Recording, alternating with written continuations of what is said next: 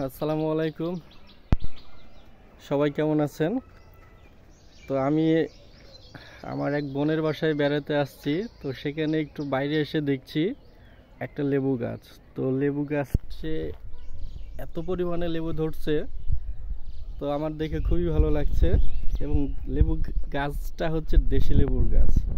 তো আপনারা দেখতেই পাচ্ছেন, মাশাআল্লাহ কত লেবু, এই যে দেখতে পাচ্ছেন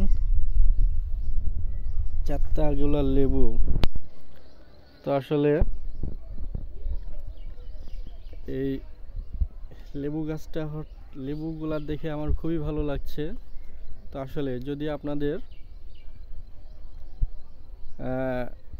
নসিব ভালো থাকে, তাহলে কিন্তু আপনার যে কোনো বিষয়ে কিন্তু অনেক ভরপুর, মানে ফল বলেন, তারপরে টাকা পয়সা বলেন, হ্যাঁ, সব কিছু কিন্তু এরকম ভরপুর চলে আসবে।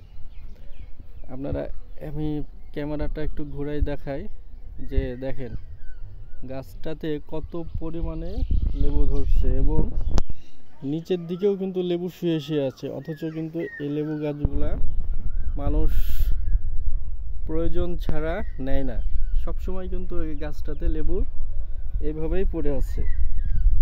এই যে দেখেন যে একেবারে গাছের নিচে মাটির সাথে শুয়ে আছে, এত পরিমাণে লেবু ধরছে।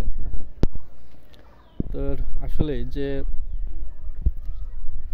যদি আপনার নসিব ভালো থাকে, তাহলে কিন্তু এই লেবু গাছের মতনই ভরপুর, মনে করেন যে সব কিছু, টাকা পয়সা, সফলতা, সব কিছুই কিন্তু চলে আসবে। হ্যাঁ, আমরা যারা হচ্ছে ফেসবুকে কাজ করছি, তো আমাদের যদি নসিবটা যদি ভালো হয়, তাহলে কিন্তু এক সময় মানে সফলতা এত পরিমাণে হবে যে আমরা মানুষের শুধু দেখবে, ঠিক এই লেবু গাছটার মতো দেখেন, কোনো জায়গাতে বাদ নাই। আপনাদেরকে একটু দেখাই, যে দেখেন কি পরিমাণে লেবু ধরছে।